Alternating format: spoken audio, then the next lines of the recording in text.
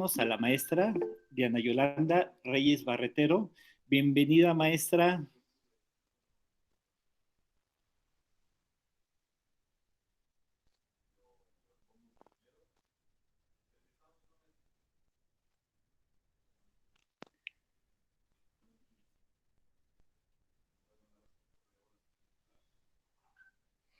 Vemos su pantalla, sí, pero todavía el micrófono no. Ahí, si le puede apretar. Sí, creo que hay un problemita. Si quiere, puede salirse, maestra, y después volvemos a conectar. Un momento, por favor, problemas técnicos.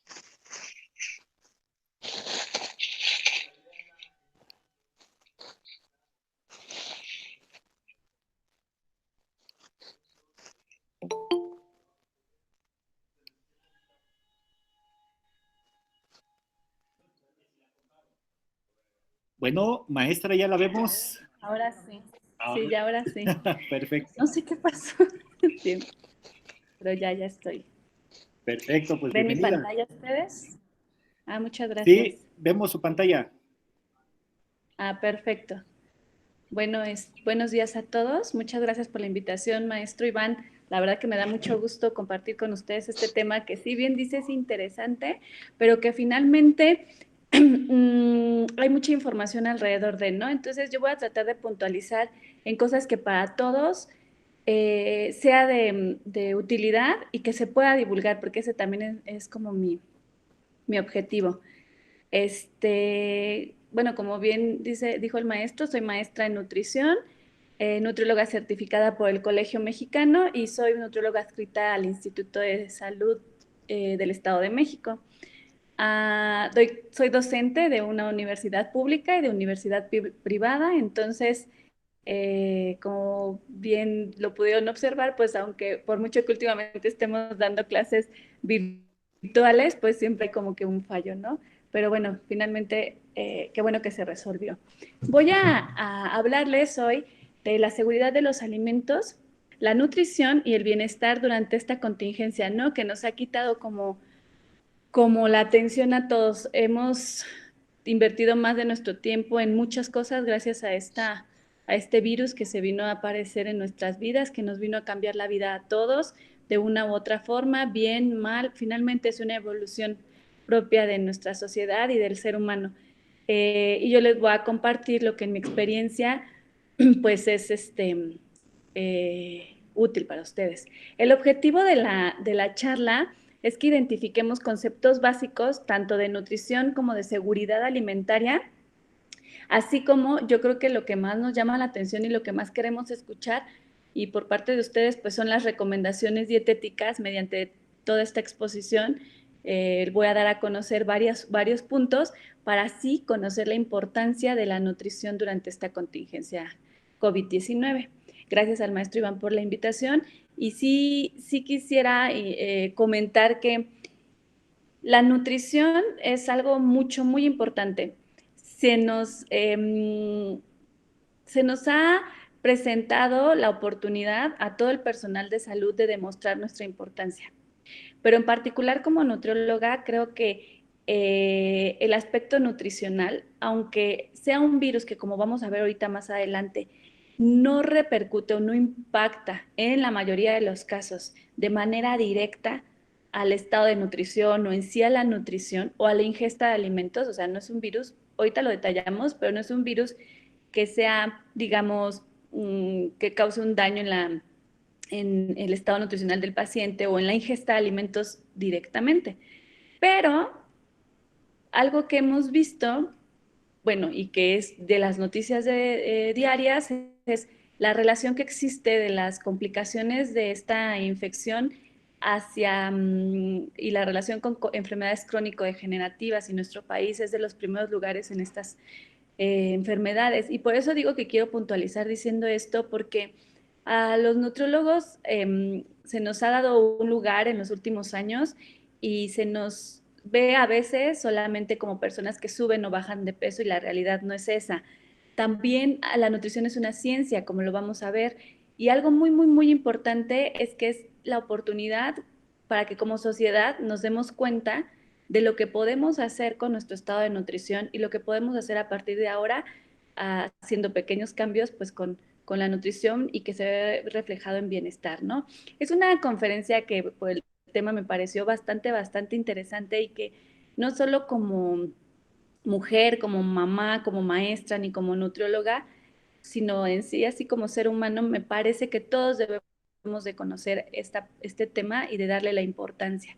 Entonces, espero que los conceptos sean de utilidad, espero compartir la información y experiencia, pero también siempre he dicho, sé que es difícil, estamos alejados, pero siempre que doy alguna charla, he dicho que las charlas no solamente es para conocer algo, sino también para que podamos intercambiar cosas.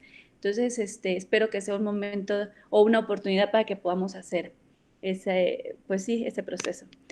El contenido de la charla va enfocado tal cual y quiero ser lo más puntual posible y son temas que pueden abarcar otra charla más, son temas que se pueden profundizar, pero bueno, vamos a hablar de seguridad de los alimentos, vamos a hablar de nutrición, de los conceptos que yo creo que debemos de conocer, de lo que es bienestar. Tal vez aquí no es donde sea mi mayor área de experiencia, mi mayor área de experiencia es la nutrición. Y no quiere decir que bienestar no sea mi área de experiencia porque no lo promueva, ¿no? No, al contrario, la nutrición promueve bienestar. Sin embargo, alrededor del bienestar hay conceptos psicológicos muy importantes que también pueden ser tema de otra charla e incluso pues de otro especialista, ¿no? Pero voy a tratar de relacionarlo o que conozcamos la relación con nutrición. Y para puntualizar a lo que nos compete a todos y lo que llama la atención de recién fechas, que es la contingencia o el hacinamiento o el confinamiento por COVID-19. Entonces, ¿qué es seguridad de los alimentos? Miren, la verdad es que seguridad de los alimentos es un término que se ha investigado y del cual se ha hablado durante muchísimo tiempo. Kofi Annan ya desde el 2002 estableció o dijo que el hambre perpetúa la pobreza. ¿Por qué? Porque impide que las personas desarrollen sus potencialidades y contribuyan al progreso de sus sociedades. Y esto lo dijo puntualmente él, pero es algo que observamos en el día a día, tan solo con salir a la calle y pararnos en un semáforo.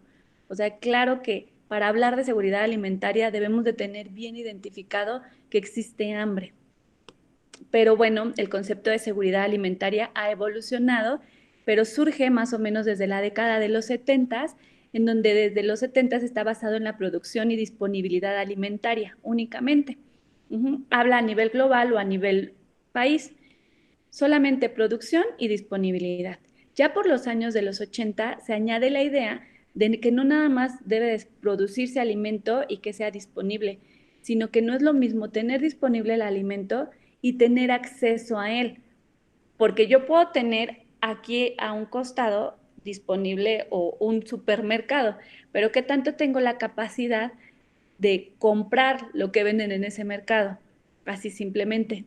Y en la década de los 90 ya se engloba un concepto bastante, bastante interesante en donde ya habla de inocuidad, o sea, de que los alimentos no nos causen un daño, y algo que a mí me gusta mucho que son las preferencias culturales, y es que podemos hablar de disponibilidad y producción, etcétera, pero realmente las preferencias culturales son muy importantes, no solo a nivel mundial, no solo lo que preferimos nosotros por lo que prefieren países de Centroamérica, Sudamérica o incluso orientales o europeos, no, sino que en nuestro mismo país hay preferencias culturales muy, muy, muy variadas, entonces eso se debe tomar en cuenta. Y es un paréntesis, ya que voy a resaltar aquí o voy a empezar a resaltar la importancia de la nutrición, porque es aquí donde la nutrición empieza a cobrar vida como arte, porque no es lo mismo que yo le diseñe un plan de alimentación a una persona que vive en Toluca a una persona que vive en la costa.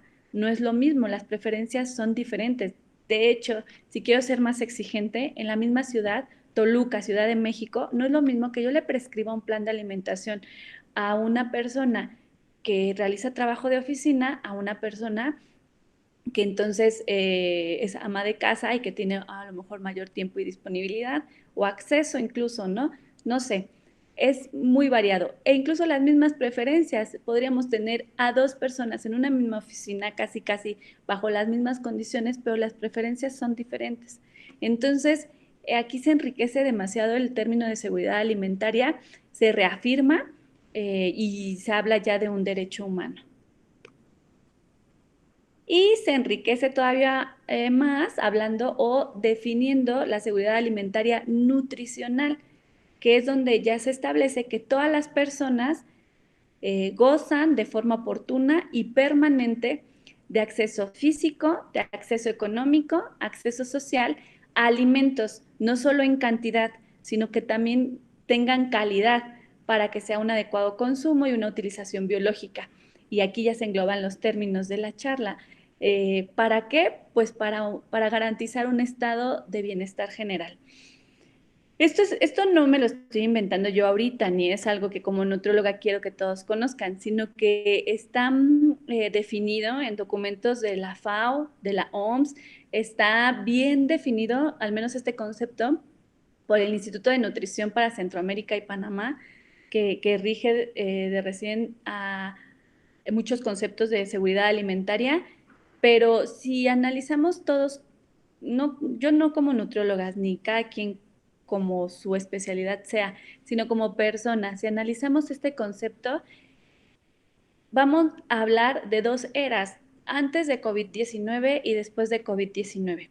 Antes de COVID-19, ¿cuántas personas tenían acceso físico, económico y social a alimentos de calidad y a la cantidad correcta? Antes de COVID-19. Eso hay que hacer un análisis cada quien. Bueno, no veo a las demás personas, vamos a pensar en nosotros mismos. Antes de COVID-19, ¿qué tanto tenía acceso a todo esto?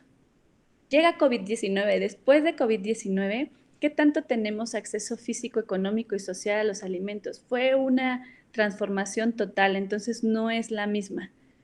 No es lo mismo, no tenemos la misma variedad, de hecho, estamos en diferentes circunstancias, los que seguimos trabajando, los que están confinados, es totalmente diferente. Los que seguimos trabajando, bueno, ¿podemos seguir comiendo de manera habitual? Pues no, porque hay, a lo mejor las opciones que tenías están cerradas, podría detallar en mil cosas. Entonces, estos términos no se han revolucionado, pero finalmente, pues sí, la sociedad y el mundo en general debemos de canalizarlo así. Está antes de COVID-19 y después de COVID-19. Y si de por sí antes de COVID-19 no había toda la seguridad alimentaria nutricional para todo el mundo, o sea, es imposible, sabemos que hay muchísimas personas con hambre, después de COVID-19 es obvio que van a aumentar esas cifras. En la Cumbre Mundial de Alimentación, desde 1996, la FAO dice que debe de haber seguridad alimentaria de manera individual, en el hogar, cada nación y de manera global. Es algo que establece la FAO y en la misma cumbre se habla del derecho de toda persona a tener acceso a alimentos sanos y nutritivos. Pero cada que hablo de estas declaraciones y de estas cumbres, no solamente en el ámbito de seguridad alimentaria, incluso en el área de mi mayor experiencia, que es la nutrición clínica, cada que hablo de una declaración, de una cumbre, de lo que sea, sabemos que existe. Pero lo triste y pues sí, lo cuestionable es qué tanto se está llevando a la práctica esto de manera individual, en nuestro hogar, cada nación y de manera global. Cuando, sin irnos muy, muy a fondo, hablando de una nación, qué tanto nuestros gobernantes, nuestras autoridades están tratando de garantizar a todas las personas tener un acceso a alimentos sanos y nutritivos. Miren, no me voy tan lejos, tan solo pensar que cada vez se le ponen más impuestos a ciertas cosas y que son o que son mal llamados alimentos chatarras, eso no es garantizar el acceso a alimentos sanos y nutritivos. Eso es únicamente aumentar impuestos a algo. Y eso es tema de discusión para otra cosa. Pero finalmente, como nación, hay que cuestionarlo y hay que analizarlo si realmente lo estamos haciendo. Pero pues no podemos depender de decisiones de otras personas. Nada más hay que analizar si como en nuestro hogar o de manera individual tal vez sí tenemos acceso a, porque hablamos de cierto tipo de población o va a depender mucho la clase social de la persona. Pero aún es triste, como vamos a ver más adelante, pero aunque tenga acceso a, ¿qué tanto estoy tomando una decisión correcta sobre que mis alimentos sean sanos y nutritivos? Eso analícelo cada quien. Ya no vamos a cuestionar autoridades, hay que analizarlo cada quien.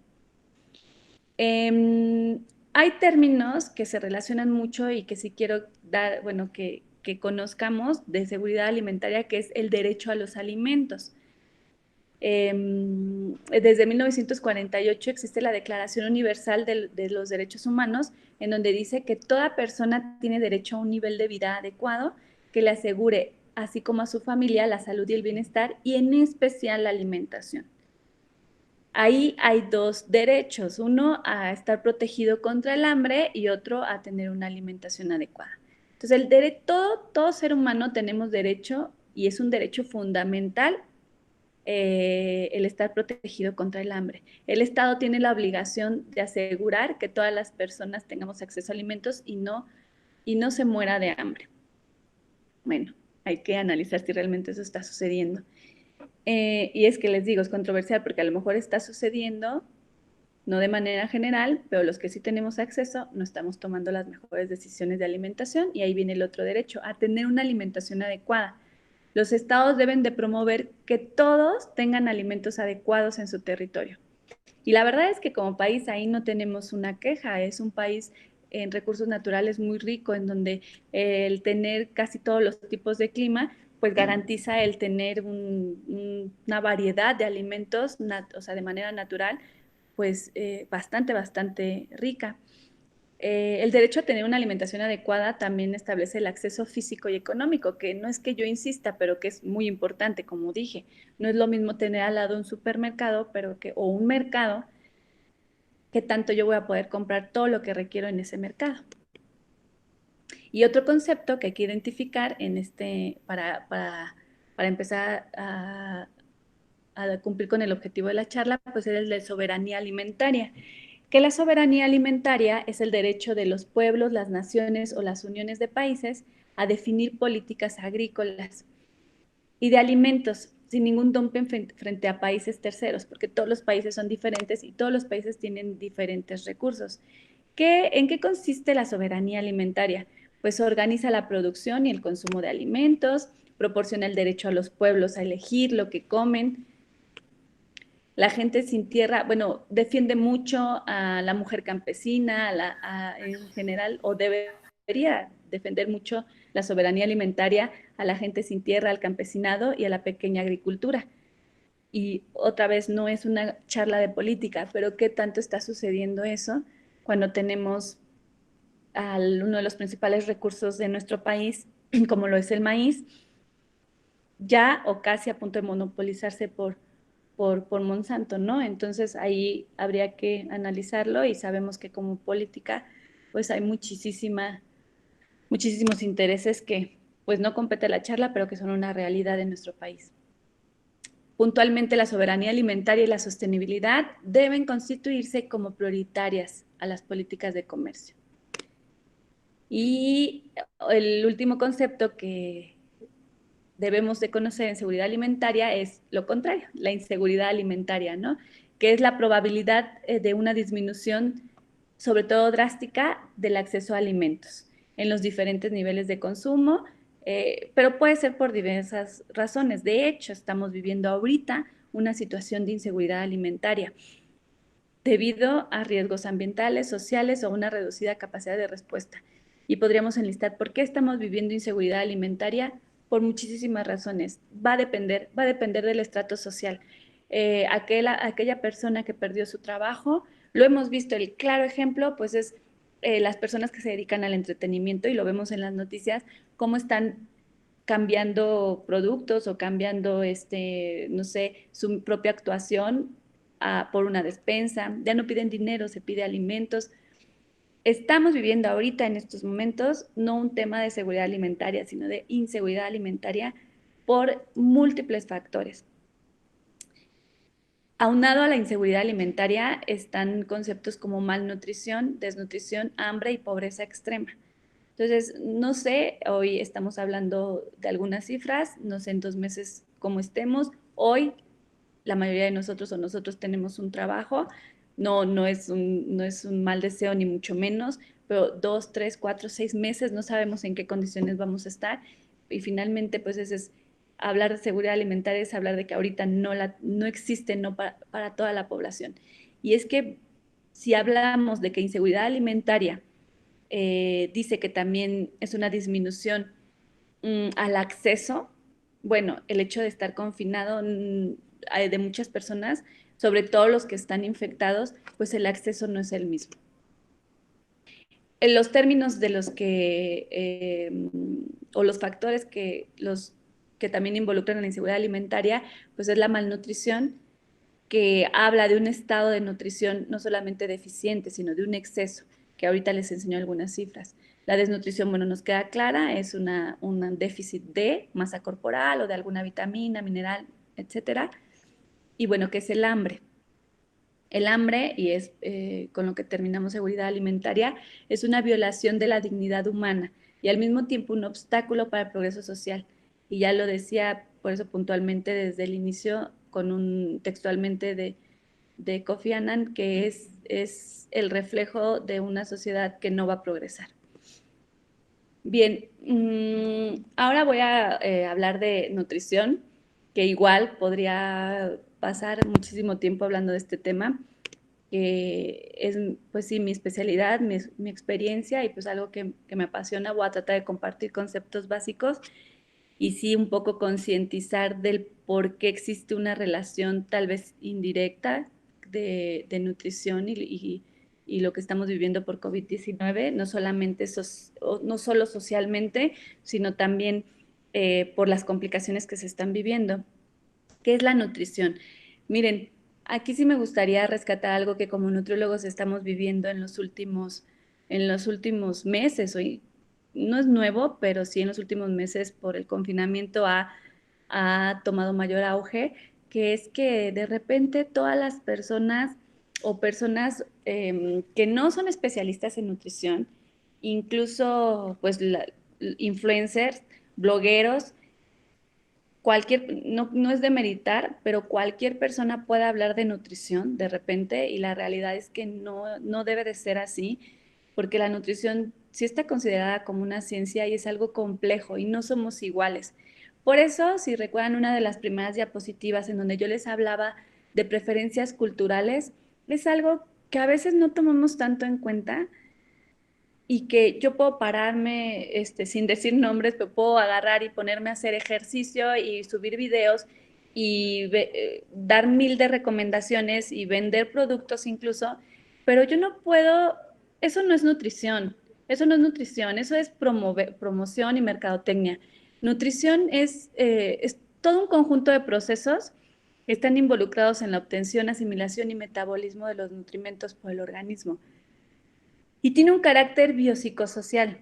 Yo no puedo dar por hecho que pararme y, de hecho, ni ahorita mismo puedo dar por hecho que hablarles a ustedes de nutrición ya garantice que estoy ejerciendo la nutrición con ustedes. No, es todo, es un complejo de situaciones que debes de tomar en cuenta, de verdad, cuestiones incluso culturales.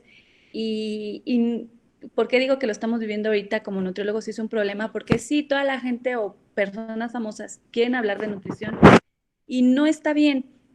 Es pura mercadotecnia, a veces ni siquiera hablan con la verdad, pero estamos viviendo algo que se empezó a vivir cuando, pues, no sé, empezó a aparecer la televisión y salían las noticias y pues toda la población creía una noticia porque lo dijo, no sé, Jacobo Zabludowski, ¿no? Ahora estamos confinados, vemos una red social y entonces me quiero tomar tal cosa porque lo dijo tal persona y así no es. ¿Qué tanto es verdad? La nutrición, como de recién lo posté en algunas de mis redes sociales, la nutrición es un arte y es un arte basado en evidencia científica. Entonces, es algo con lo que no se puede jugar. ¿Por qué? Porque cualquier cosa que ingrese a mi organismo va a tener un efecto en mi estado de nutrición. Y no es lo mismo que lo que me funciona a mí a lo que le funciona a otra persona. Debo de conocer también el concepto de alimentación, que es bastante complejo, todavía más complejo que nutrición, porque es todo un conjunto de procesos biológicos, psicológicos y sociales que están relacionados con la ingesta de los alimentos. Y la alimentación debe de ser algo satisfactorio. La alimentación es una necesidad, es una satisfacción intelectual, emocional, estética, sociocultural y que es indispensable para la vida humana. Entonces, por eso es que resulta complejo hablar de todo esto y no podemos generalizar. Hay que tomar en cuenta gustos y preferencias de una persona para tomar decisiones, así de simple. Y bueno, ¿qué es la dieta? Y eso sí es algo que me gustaría que quede muy claro, porque la dieta no es hablar de restricción. La dieta es el conjunto de alimentos que consumimos a lo largo del día y no necesariamente puede decir que sea un plan de alimentación o un régimen. Para que hablemos de una dieta correcta, debe de cubrir con características básicas. Debe de ser suficiente, debe de ser variada, debe de ser inocua, completa y equilibrada. La palabra correcta es equilibrada. Se utiliza mucho balanceada, pero no, la palabra correcta es equilibrada.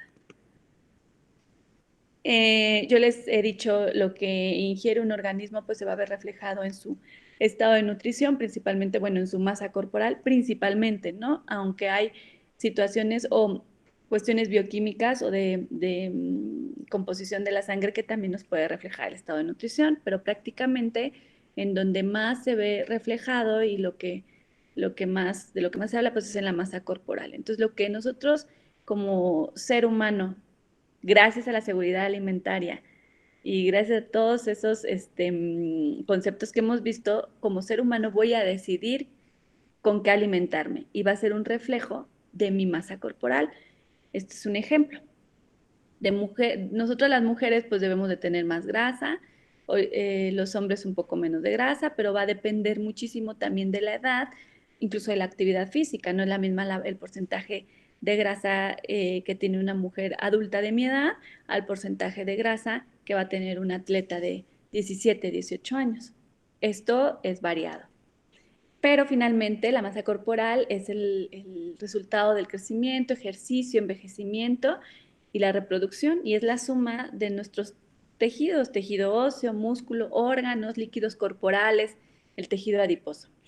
Y me gusta mostrar este esquema ya que más o menos, porque ya lo dije, la composición corporal varía entre género, entre edad, entre muchas cosas, pero más o menos en proporción un organismo deberíamos de tener estos compartimentos. Pero tristemente, y hablando de nutrición, estamos muy, muy invertidos, no solo en nuestra población mexicana, o sea, en el mundo. Hablando de que aproximadamente las mujeres a una edad de entre 30 y 40 años debemos de tener aproximadamente 25 a 30% de nuestro peso debe de ser grasa, vamos a pensar en este esquema, un 60% agua y el resto proteína y así. La verdad es que nosotros hemos hecho estudios aquí en el centro donde yo trabajo, en donde hemos analizado a mujeres adultas entre 30 y 50 años y la verdad es que el porcentaje de grasa, así como lo ven con el del agua, está totalmente invertido o muy alto, pues. De su peso, las mujeres llegan a tener 50% tejido adiposo. Y eso es realmente triste y es donde vamos a empezar a relacionarlo con las enfermedades crónico-degenerativas y lo que se está viviendo de COVID-19.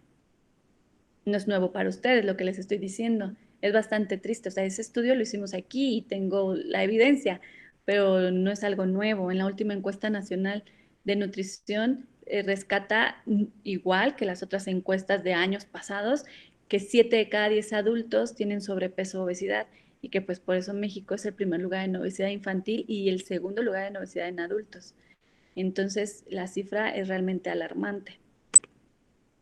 Por eso, aunque, o sea, lo que quiero llegar es que aunque sí hay temas de seguridad alimentaria, hambre, estamos viviendo la polarización total.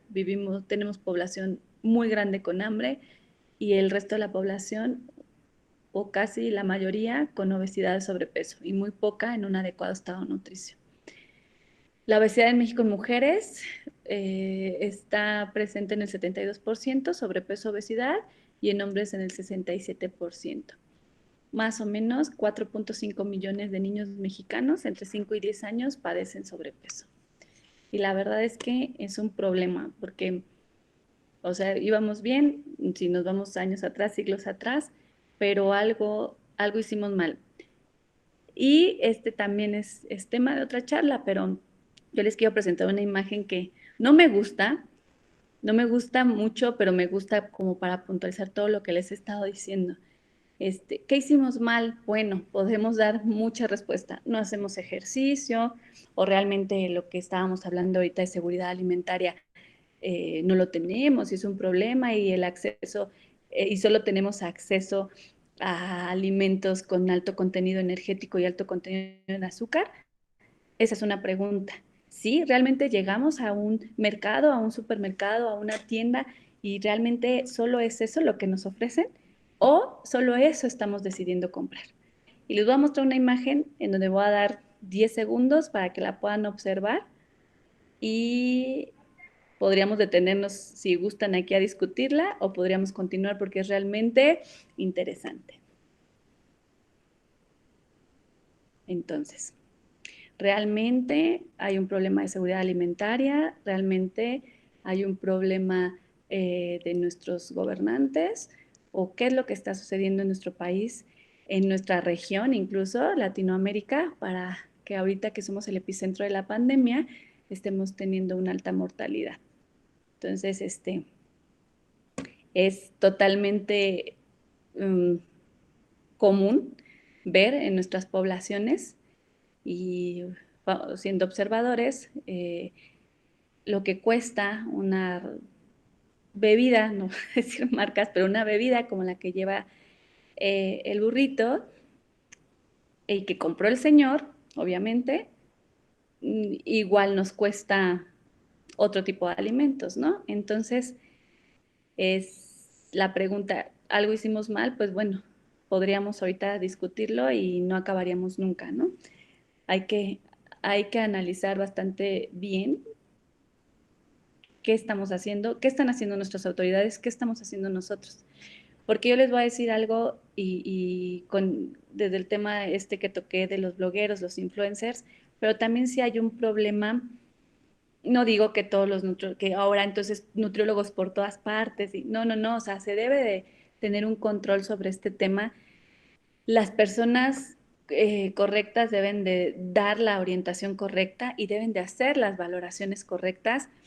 Yo cada que veo las conferencias vespertinas y veo cifras y ha tocado mucho el tema, no solo el presidente, sino también el subsecretario de Salud ha tocado el tema de que pase lo que pase y después de esto o incluso siguiendo con esto, el tema de la obesidad, de la mala alimentación debe solucionarse. Sí, pero no veo políticas de nutrición adecuadas. Miren, el primer nivel de atención de nuestro país, en los centros de salud de nuestro país, hay un médico, hay un pasante en medicina y en algunos hay un pasante en nutrición, pero no hay nutriólogos. O sea, en un centro de salud, un nutriólogo contratado como responsable, como adscrito, yo no conozco un solo centro de salud que es primer nivel.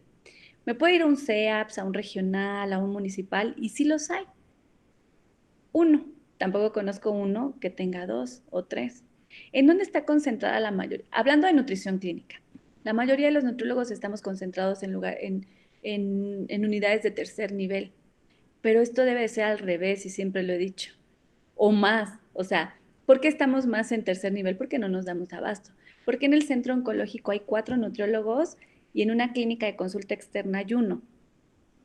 Bueno, pues porque hay muchísimas personas con cáncer, que el cáncer está muy relacionado con obesidad y porque se han tomado malas decisiones en gobiernos pasados de qué tanto voy a contratar.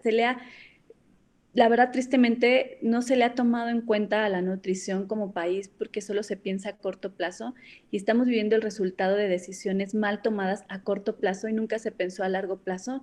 Yo, la verdad es que lamento mucho lo que estamos viviendo como sociedad, pero si con esto no nos damos cuenta que la nutrición es muy importante, entonces no sé qué tiene que pasar para que nos pongamos a hacer ejercicio y comer bien, porque no, ya ahí sí no sabría qué tendríamos que hacer.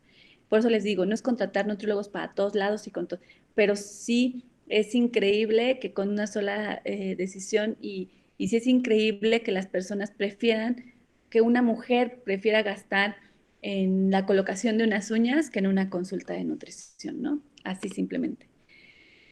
Y bueno, voy a pasar al siguiente tema que no es tan profundo, que es el tema de bienestar. Pero el tema de bienestar es subjetivo. Yo en lo que estuve revisando para preparar esta charla, que fue de donde más revisé, porque obviamente es donde no es mi área de experiencia, pues insisto en que esto debe de ser tratado desde el punto de vista psicológico, pero finalmente sí existe una relación entre nutrición y bienestar. Pero encontré que existen muchos estudios y algunos de los estudios más detallados sobre bienestar lo hizo el doctor Paul Dolan con algunos colaboradores y habla de como 5 panoramas o 5 enfoques de bienestar. Y sí, porque es realmente subjetivo. O sea, si yo hablo de bienestar, va a depender de las prioridades de cada persona. Es un enfoque que toma en cuenta los ingresos, que dice que a un mayor ingreso proporciona al individuo más recursos para consumir y eso ocasiona bienestar. Otro enfoque que habla de necesidades objetivas, necesidades que de mi punto de vista pues parecen reales, salud, educación, ingresos, etcétera. Hay un enfoque hedonista o como lo podemos ver que identifica el bienestar con un equilibrio afectivo positivo. Hay un enfoque evaluativo que identifica el bienestar con la valoración de cada individuo hacia su propia vida. Esto ya habla más de cuestiones como de emocionales incluso, enfoques centrados en la idea aristotélica de felicidad que enfatizan la manera de vivir, vivir bien o vivir la buena vida. Pero finalmente, aunque nos desmenucemos cada enfoque, pues es muy subjetivo, ¿no? Y hay los que son más hacia el lado de ingresos y necesidades biológicas y los que se van, estos 3 enfoques, que se van más hacia el punto de vista emocional o psicoafectivo o aristocrático, ¿no? Eso es el bienestar. Y aquí es donde hay que cuestionar si un adecuado toma de decisiones para poder nutrirme y me va a llevar a un estado de nutrición óptimo, me va a causar bienestar a mí, que yo estoy informada. Pero yo cuestionando mi profesión incluso, bueno, ¿cómo no sé que el señor de la foto tiene bienestar, ¿no? O sea, él se siente bien comprando eso. Bueno, es bastante subjetivo, como bien lo ponen. Y pues vamos a puntualizar en lo que estamos viviendo por la contingencia por COVID-19, tratar de rescatar por qué es tan importante o por qué está siendo un problema ahorita la inseguridad alimentaria que se está viviendo, por qué la nutrición desde el punto de vista de tratamiento, prevención de la enfermedad, pero también de lo que se está viviendo de complicaciones, tiene una relación muy estrecha con COVID-19 y bueno, y el bienestar que eso ahorita, yo creo que la mayoría de nosotros de repente se tiene y de repente no, tan solo porque están o estamos confinados, ¿no? ¿Qué es el COVID-19? Bueno, es una infección respiratoria causada por el virus SARS-CoV-2. Fue identificado, como bien se sabe, pero bueno, ya ahorita hay un rollo que sí fue China, que esas son cuestiones políticas. Fue identificado, pero sí fue identificado por primera vez en Wuhan, China, el 31 de diciembre del 2019, y ahí empezó a cambiar nuestras vidas, ¿no? Como que lo sospechábamos y si nos van a infectar y si va a viajar para acá el virus. De repente yo como personal de salud y en mi experiencia es, les repito, nutrición clínica y he realizado investigación con soporte nutricional, algunas fórmulas que mejoran el estado de nutrición de pacientes malnutridos, desnutridos, pero también me he dedicado al área de la microbiota, de la flora intestinal Y cuando empezaba todo esto, yo misma decía, bueno, no sé, esperemos. Era una incertidumbre finalmente, porque el virus se estaba comportando de una forma en los orientales, luego en los europeos, y luego no sé si se tardó o no sé si no tanto, pero de repente hasta había bromas de que a nosotros como latinos, porque eso era algo de todos los latinos, no nos iba a ir igual, porque pues nuestra microbiota, nuestra flora intestinal, no, había temas de discusión por todos lados, es diferente, nuestro sistema de defensa, ahorita vemos por qué estoy dándole importancia al tema de la flora intestinal, pero finalmente se cuestionaba, ¿no? ¿Qué iba a pasar con nosotros como México o como Latinoamérica? Cómo se iba a comportar el virus, pero finalmente llegó, ¿no? El coronavirus COVID-10 o el COVID-19 pertenece a la familia de los coronavirus y fueron descritos por primera vez en el 66. Son virus que pueden causar desde síntomas respiratorios muy, muy leves hasta neumonía, fiebre, dificultad para respirar e infecciones en los pulmones. ¿De qué va a depender esto? Como lo estamos viviendo, de la edad, de que si se tiene alguna otra patología, del estado de nutrición incluso. ¿Cómo actúa un virus? Un virus llega a un virus se considera un ser vivo incluso casi inerte cuando está fuera de un microorganismo porque no se replica.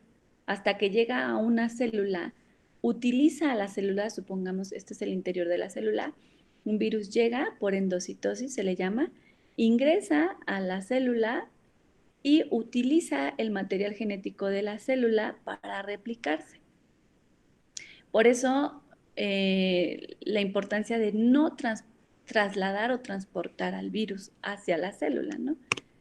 El virus en las diferentes superficies, como ya se ha hablado, pues puede estar diferente tiempo en cada superficie, es muy variable. Bien, los virus, hablando de nutrición, pueden ocasionar un daño directo o indirecto, pero voy a hablar de algo que sí está bien descrito con los virus y, bueno, y con COVID-19. Existen muchísimos tipos de virus. Estamos hablando ahorita de coronavirus, que son los que pueden causar este tipo de infecciones, pero existen muchísimos virus. Existen virus que causan daños directos a la mucosa intestinal, como el rotavirus, etcétera. Pero lo que sucede con los virus es que, hablando de nutrición y empezando por el tema de mucosa intestinal y de flora intestinal, de salud intestinal, el virus puede causar un daño directo si daña la mucosa directamente, ¿no? Pero también, aunque no sea un daño directo, como es el caso ahorita del coronavirus o del COVID-19, el daño lo puede causar indirectamente a la mucosa. ¿Cómo? Porque los virus, bueno, para empezar, sí, ahorita lo vamos a ver, sí está descrito que el coronavirus, de que el COVID-19, uno de sus síntomas es la diarrea. Pero de manera indirecta, la mayoría de los virus causan un daño en la mucosa, ya que sus tratamientos antirretrovirales causan atrofia de las vellosidades muchas veces o disbiosis, que es la alteración de la flora intestinal, de la microbiota, ahora llamada microbiota. Entonces, la disbiosis es ocasionada porque los fármacos utilizados contra estos virus causan un daño en la mucosa. Y ahorita nos estamos preguntando, bueno, ¿qué tiene que ver la mucosa intestinal con la nutrición, con el COVID y en general con el sistema inmune? Muchísimo, muchísimo. La mucosa intestinal que todos tenemos también es el reflejo de nuestra ingesta de alimentos, de fibra, de probióticos, etcétera, etcétera. Esta es la mucosa intestinal, ¿no? ¿Por qué es tan importante hablar ahorita de mucosa intestinal y que a lo mejor no se le está dando mucho, mucho auge, pero que yo hoy quiero compartir con ustedes? Lo que sucede es que algo que no sabemos todo el mundo es que la mucosa intestinal comprende el 80% de nuestro sistema de defensas, ya que existe una relación, una conexión que en el área de la medicina llamamos el tejido linfoide asociado al intestino, que es toda esa señalización que es ocasionada por antígeno anticuerpo en la mucosa intestinal por el reconocimiento de bacterias hacia ciertos virus, bacterias y hongos y la transcripción que se hace hacia el interior y de generar el antígeno. así, espero me haya explicado, que tiene que ver con la nutrición y la ingesta. Bueno, pues a una mejor salud intestinal, mejor integridad de las vellosidades intestinales, mejor alimentación, en pocas palabras, voy a tener una salud intestinal óptima y un reflejo muy importante en mi sistema inmune. No solamente, ahorita ustedes han escuchado un montón de información de que si consumo mucha vitamina C, de que ahorita vemos qué tan cierto es todo esto, pero de nada me sirve consumir los mejores vitaminas y minerales y más caros del mundo si nuestra mucosa intestinal no está en óptimas condiciones, y eso a veces nos olvida. Hablando de prevención, ¿vale? Para el COVID-19. Y hablando de tratamiento, o sea, hablando de que un paciente ya tiene COVID-19, de nada tampoco, o bueno, o no sirve igual un tratamiento farmacológico si no se mantiene el principal sistema de defensas, que es nuestra mucosa intestinal, en óptimas condiciones. ¿Cómo andamos de cifras? No se puso la cifra de Latinoamérica, no se ve, yo creo que porque está en otro color, pero es de más de 1,5 millones. Pero bueno, ¿cómo andamos de cifras al día de hoy? En el mundo ya son más de 5.6 millones de casos. En Latinoamérica, obviamente no Estados Unidos anda en 1.6, Latinoamérica anda en más de 1.5 millones de casos, y México al día de hoy somos, son 78.023 casos confirmados. Bueno, esto es cuestionable y ya se ha dicho que sí, 8 veces más. Miren, finalmente es lo que se está reportando, pero lo que a mí me preocupa como país, en nuestro país es la mortalidad. En la mayoría del mundo, la mortalidad por COVID-19 es de 3 a 6%, en la mayoría de los países. En México, nuestra mortalidad es de 11%. Hasta hoy han fallecido más de 8,000 personas por COVID-19, o sea, el 11% de los 78,000. Es muy alta, es más del doble de la mayoría de los países. Y yo creo que aquí no hay que detenernos tanto. Si yo ya les dije y les mostré cifras de que somos de los primeros lugares, o el primer lugar en obesidad, somos de los primeros lugares en enfermedades crónico-degenerativas, tenemos al 10% de casi 10% de nuestra población diagnosticada con diabetes mellitus. Tenemos diagnosticada, hay otras personas que pues, no están diagnosticadas. Tenemos una alta prevalencia de hipertensión. Hay alta prevalencia de enfermedades crónico-degenerativas en México y en toda Latinoamérica, y por eso la mortalidad es alta. Sí es cuestionable la mortalidad, ya que se ha dicho que México es de los países que menos pruebas por COVID-19 ha hecho, pero yo igual lo cuestiono porque, bueno, se dice, bueno, es que la mortalidad es alta porque seguramente hay más casos confirmados. Sí, y seguramente más de los muertos que se han reportado también son de COVID-19. Entonces, es lo duro de no vivir cifras exactas, pero es que sería imposible vivir cifras exactas con la cantidad de pruebas que se están haciendo en nuestro país, que son muy, muy pocas, ¿no? Bien, los síntomas comunes del COVID-19, y aquí lo voy a empezar a relacionar con nutrición, no necesariamente tienen que ver con la nutrición ni con el estado nutricional, pero ya se han descrito en varios estudios que un síntoma muy, muy común es la presencia de diarrea en muchos pacientes. Y algo que se ha descrito es que un 30% aproximadamente de los pacientes con COVID-19 tienen disbiosis, que es esta alteración de la microbiota de la que les hablaba. Y para terminar, y con lo más importante, vamos a ver las recomendaciones de alimentación que se están dando por diferentes sociedades. Está la Sociedad Española, la Asociación Colombiana de Nutrición Clínica también ya sacó un documento, y nosotros no nos hemos quedado atrás, en donde ya se ha publicado este documento, que es de atención y recomendaciones de alimentación y nutrición en México. Y aunque tomé en cuenta como referencia los otros documentos para algunas cosas, voy a puntualizar más sobre las recomendaciones de nuestra población, ¿no? La nutrición y COVID-19 lo podemos ver desde dos enfoques, y yo creo que la mayoría ha recibido esa información. desde el punto de vista preventivo y de tratamiento. La nutrición no es algo que nos va a prevenir la infección, eso que nos quede claro. A lo que voy es, no porque me tome diario una cantidad inmensa de vitamina C, voy a prevenir el contagio. No sé si me explique, el contagio se previene con lo que ya nos han dicho en todos lados, que es un lavado de manos continuo y todas esas medidas, ¿no? Que no son tema de hoy. Pero un adecuado estado de nutrición sí me puede prevenir que el virus se replique con mayor facilidad o que me cause más daño. Y como ya lo está bien descrito, un adecuado estado de nutrición y el no tener enfermedades crónico-degenerativas no me garantiza, pero sí me condiciona a tener menos complicaciones por COVID-19. No sé si me haya explicado, pero finalmente esa es la parte preventiva, no como contagio, pero sí como infección y como complicaciones. Claro, no garantiza. También se ha visto defunciones en personas delgadas y jóvenes aquí en México. De hecho, esa es una cifra que también ya está bien dada. Está falleciendo en México más población joven que adulto mayor. Y ahí es otra cuestión también para otra charla, porque dice, está falleciendo más personas jóvenes que adulto mayor. Y si nos regresamos un poco, ¿cómo era la alimentación de nuestros adultos mayores? ¿Cómo era la actividad física de nuestros adultos mayores? ¿Cómo es la alimentación ahora de nuestros jóvenes? ¿Y cómo es la actividad física de nuestros jóvenes? ¿Cuáles son las cifras de diabetes, hipertensión y obesidad en población joven? Elevadas, muy elevadas.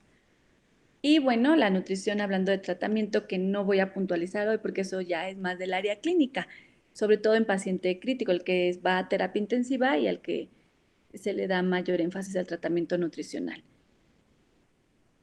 Pero para hablar de nutrición y COVID-19 no podemos hablar de manera general. Podemos hablar de grupos vulnerables en donde mujeres embarazadas, pues que son un grupo de riesgo, pues se debe de hacer una detección y diagnóstico bien valorado de su estado de nutrición, intervenirlas nutricionalmente, monitorearlas y darles un seguimiento. Y el tema que más ha cobrado auge de COVID-19 y mujer embarazada no nada más es el embarazo, sino la lactancia. De repente se dijo que se podía ejercer la lactancia materna con total seguridad. Recién ha salido un documento alemán que dice que sí se ha visto presencia de coronavirus en leche materna, ¿no? Entonces, esa es un tema bastante interesante. Otro grupo vulnerable y de que también tenemos que valorar bien su estado de nutrición y sus recomendaciones son los adultos mayores. Y es un grupo que en donde más experiencia tengo yo. El adulto mayor es un grupo de riesgo o considerado grupo de riesgo porque teóricamente presenta más enfermedades crónico-degenerativas, pero también por su ingesta de alimentos. La ingesta de alimentos del adulto mayor es muy deficiente a veces o no cumple con lo que hablábamos de seguridad alimentaria de calidad y cantidad. Y el estado nutricio del adulto mayor en nuestro país es malo. Son pacientes con sarcopenia o baja masa muscular y eso también condiciona el que el COVID-19 tenga mayores complicaciones en ellos, ¿no? Entonces, también hay que cuidar y checar, valorarlos, diagnosticarlos e intervenirlos oportunamente. Y yo aquí sí quisiera decir que no solo ahorita que es COVID-19, el adulto mayor es alguien a quien le debemos de prestar atención nutricionalmente todo el tiempo porque hay muchos tabús alrededor del adulto mayor, que si se tiene que tomar todos sus medicamentos, que si debe comer, que muchas veces vive solo. Y el adulto mayor va a ser un problema de salud, bueno, o en salud pública en un futuro, ya que seremos muchísimos. Entonces, yo aquí quiero decirles a ustedes cómo quieren llegar a ser adulto mayor en óptimas condiciones o como está la mayoría de nuestros adultos mayores en México con sarcopenia. Eso es evitable y tratable si hacemos ejercicio y si comemos correctamente. Bueno, es también un tema bastante interesante. Y bueno, nutrición y COVID-19, pues en el resto de la población, ¿no? En la población sana, digamos, en sus diferentes composiciones corporales y edades, pero ¿cuáles son las recomendaciones? Que es lo que vamos a ver ahorita. Pero algo que no se nos debe olvidar, no es tema de hoy, pero La intervención nutricional en un paciente con COVID-19 y otra patología es otro tema, porque se debe tomar en cuenta la otra patología y la infección por COVID-19. Entonces es totalmente diferente y no es algo con lo que hoy vamos a profundizar. Vamos a ver el tema en población sana, ¿no? Y durante este confinamiento. De cualquier forma, se debe dar una terapia nutricia basada en un tamizaje, en un diagnóstico. Tan solo si una persona tiene COVID-19, independientemente de su estado de nutrición, ya se debe de considerar como un criterio de riesgo nutricional. Y algo que está, tal vez sea la pregunta de muchos, los suplementos nutricios orales, ¿no? ¿Qué tanto se pueden consumir, qué tanto no? Se debe determinar bien qué persona es candidato a recibir los suplementos. Se dice solo si existe deficiencia, pero hablar de que alguien infectado con COVID-19 ya es alguien con riesgo, yo sí podría atreverme a decir que es alguien con deficiencia. Los suplementos nutricionales en población sana no está documentado.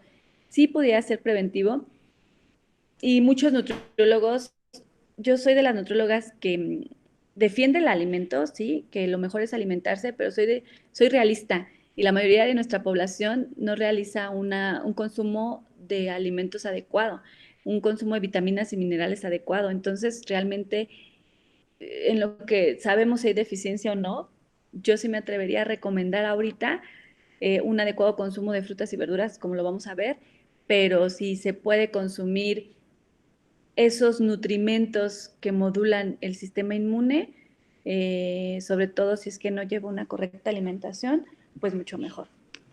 Y bueno, hablar ya del paciente si está entubado, ya es otra cosa, clínica, nutrición por sonda, nutrición por vena, pero de cualquier forma se debe vigilar al paciente.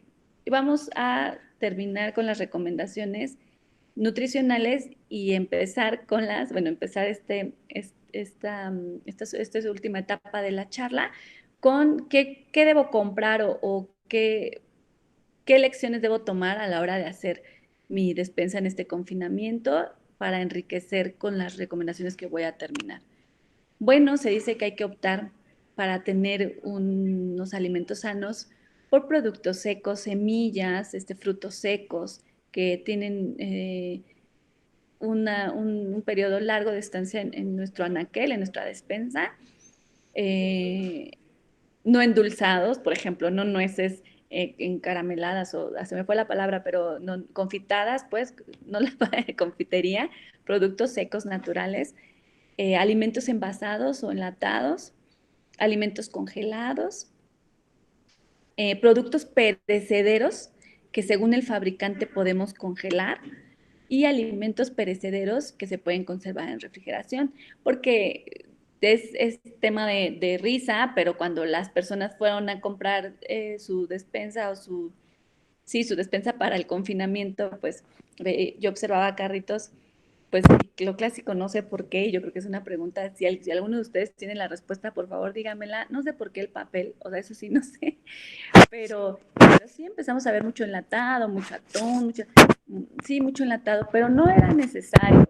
Primero se estableció desde un inicio en países como España e Italia, que fueron los primeros o los que nos empezaron a transmitir alguna de esta información, que no se iban a cerrar los supermercados. Entonces no es necesario atiborrar mi despensa de productos enlatados.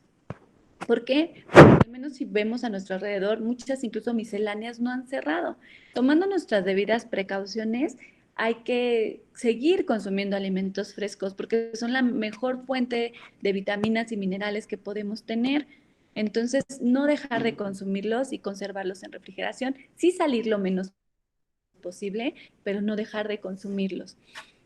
Y ya está bien determinado que el alimento no es un vehículo de transmisión como tal de COVID-19.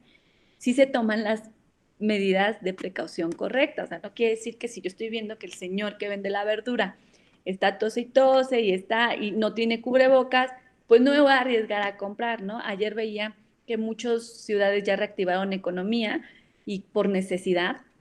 Y entonces observé a una señora que tenía un puesto de quesadillas, que bueno, a mí me encantan, no tiene nada de malo consumir quesadillas, solamente que sea la decisión correcta del contenido de la quesadilla.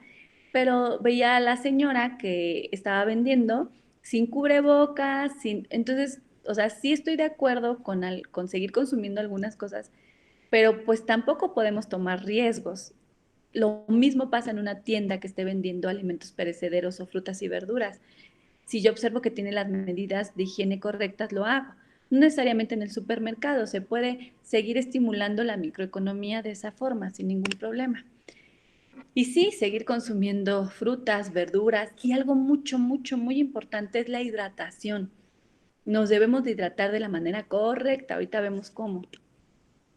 Y voy a insistir, es algo que a mí me gusta mucho hacer, es algo que me gusta promover, es el ejercicio, no porque estemos confinados está contraindicado. Y sí, para quienes sí lo han estado realizando, sí es diferente ir a un centro de deporte o de gimnasio o lo que sea, hacerlo en casa sí, sí es diferente, cambia, pero no es una contraindicación hacerlo. Es el momento, si no estamos confinados, pues buscar un horario en el que podamos hacerlo.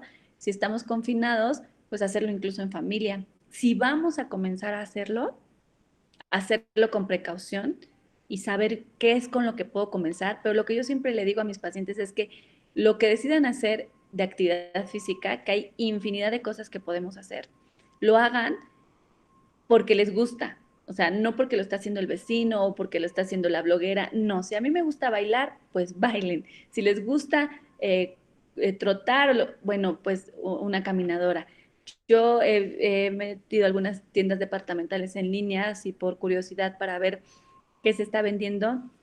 Y ya tiene como 2, 3 semanas que está agotado bicicletas, que están agotadas caminadoras.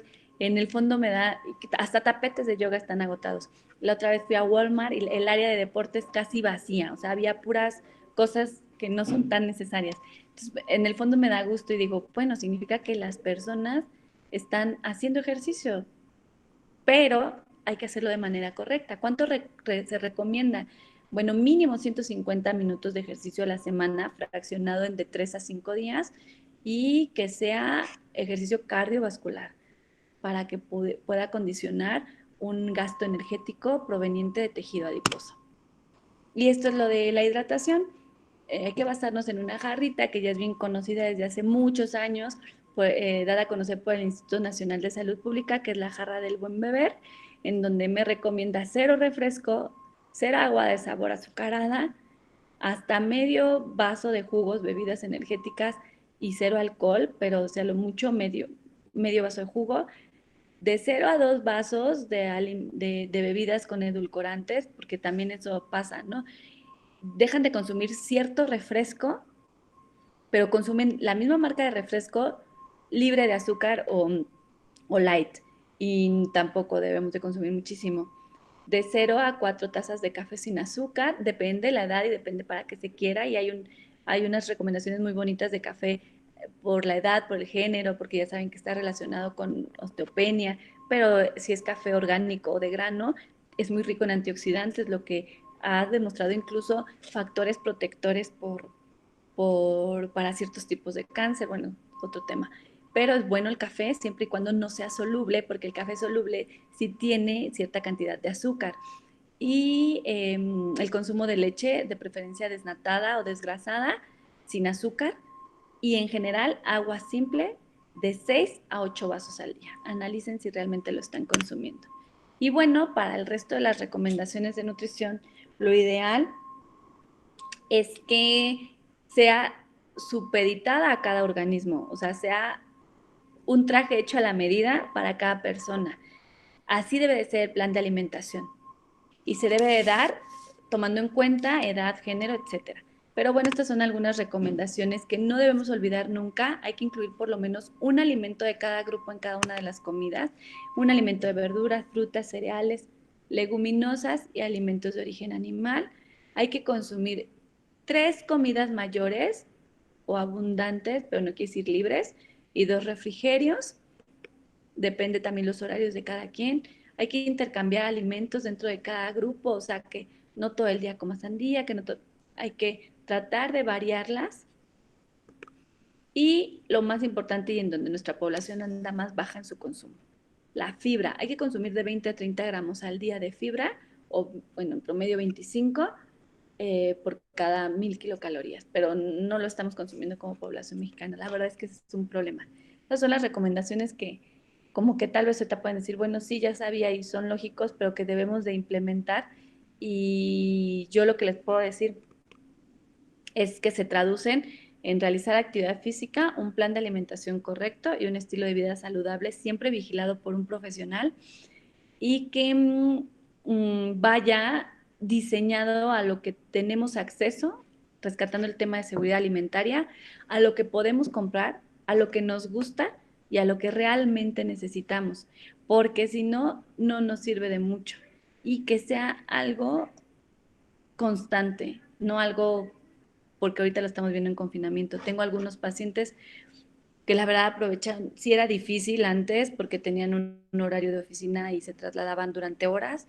La verdad es que si ahorita nos ponemos a recapitular qué pasaba como sociedad, pues teníamos problemas serios porque teníamos jornadas laborales muy, muy largas, personas que se trasladaban. Yo soy de la Ciudad de México, ahora ya vivo en Toluca, pero conozco el movimiento de la Ciudad de México y sabemos que personas que se trasladan de norte a sur 2, 3 horas y entonces yo decía, pero ¿por qué? O sea, que pues por su trabajo, obviamente. Entonces, y ahorita en el confinamiento estamos viendo que tenemos más tiempo. Yo tengo pacientes que están aprovechando y están haciendo dieta, están haciendo ejercicio de manera saludable. En estos 2 meses han perdido 6 kilos, están súper bien, sus defensas bien. O sea, podría ser un momento para que todos pudiésemos empezar, no solo hacerlo ahorita, empezar un cambio en nuestro estilo de vida, porque estamos viendo que si no tenemos un peso adecuado o si tenemos obesidad o alguna crónico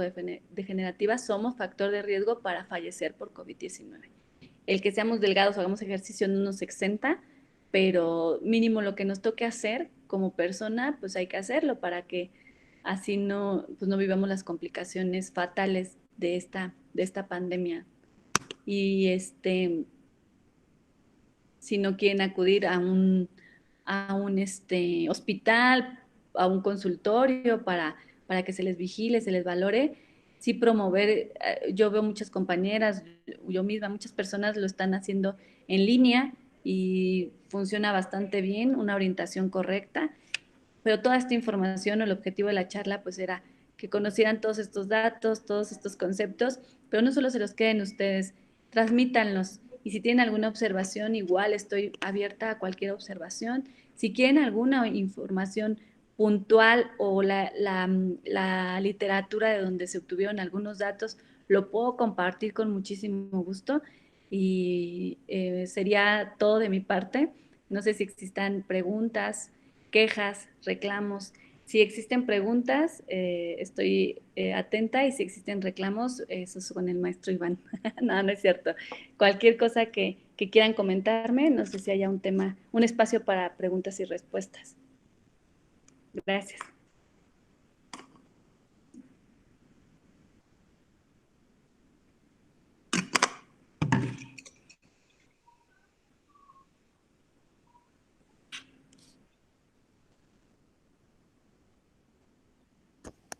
Muchas gracias, Diana, por tu presentación y por esta sensibilización para tener más cuidado en nuestra alimentación. Yo te confieso que en este tiempo ya me he dado cuenta que es por la incertidumbre, ¿no? Porque aunque dices, no tengo miedo, lo voy a tomar por el mejor lado, por el lado amable, pues siempre está esa parte primitiva del miedo y pues te tratas de cubrir de una de otra forma.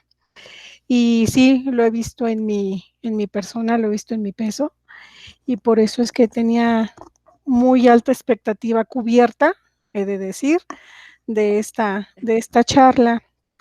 Y la pregunta es que desde antes de que empezara, de que se hiciera oficial el COVID en México, no había vitamina D en las farmacias. Era difícil conseguirla. Exactamente, y yo por un tratamiento dermatológico tengo una insuficiencia de vitamina D. Entonces, pues lo que procuro hacer, pues es tomar el sol, ¿verdad? pues, tomar el sol para que se fije, etcétera. Pero mi pregunta es, ¿si se puede adquirir de alguna fuente en particular lo que viene siendo la vitamina D? El ácido fólico, porque tampoco el ácido fólico por ahí desde enero, febrero también está agotado.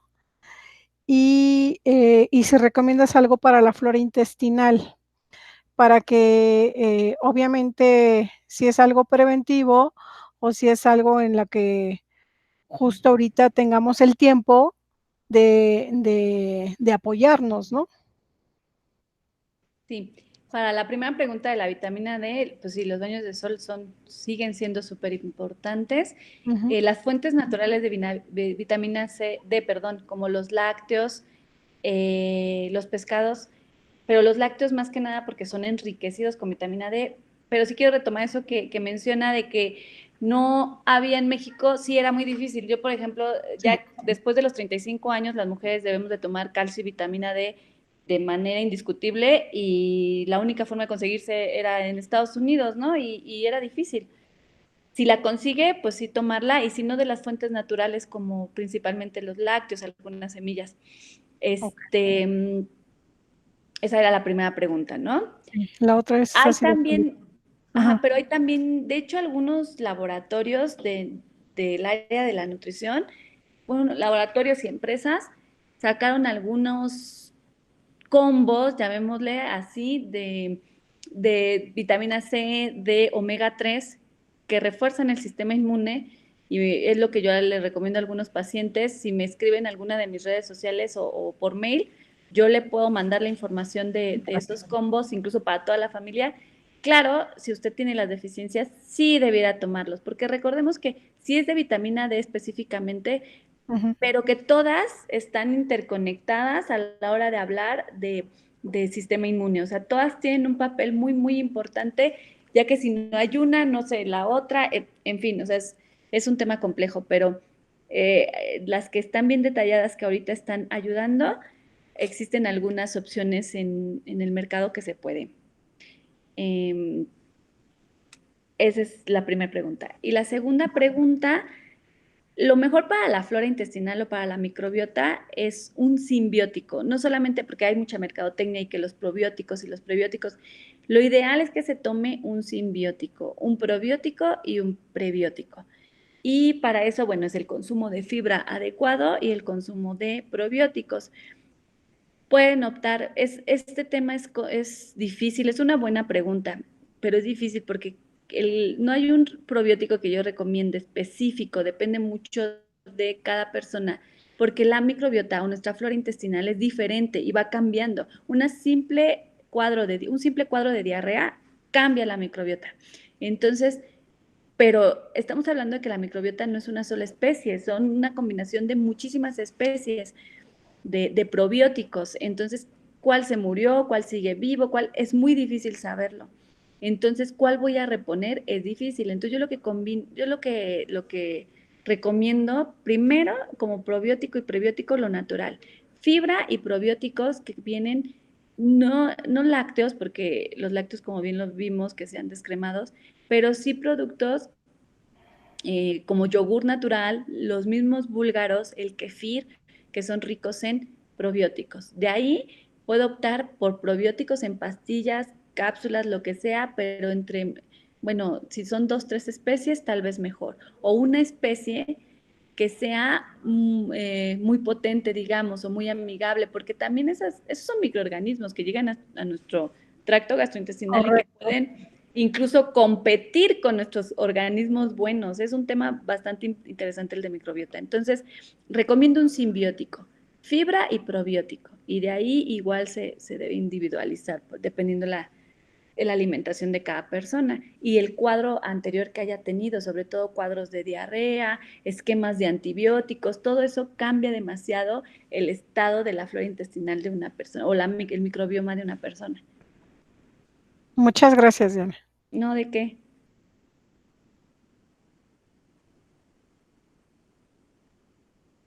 No sé si hay otra pregunta.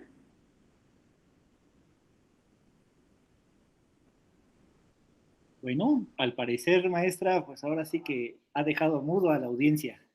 No sé si los dormí, pero está bien. No, muy interesante su tema, claro.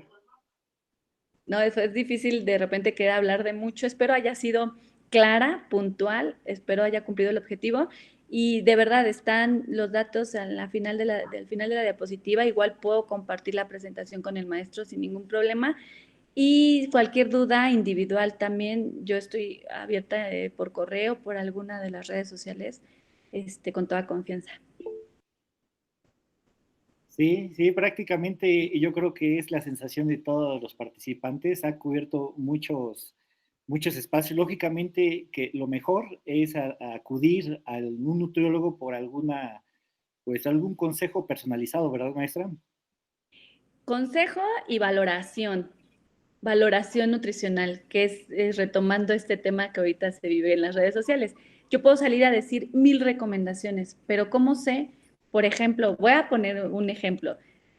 A Graciela Ibet. ¿Cómo sé que Graciela Ibet tiene tanto porcentaje de grasa, tanto de músculo, y que realmente lo que yo le voy a recomendar a Graciela va a ser lo que va a hacer? Que gaste su grasa, que conserve su músculo. Entonces, sin valorar a alguien, dar así recomendaciones no es ético.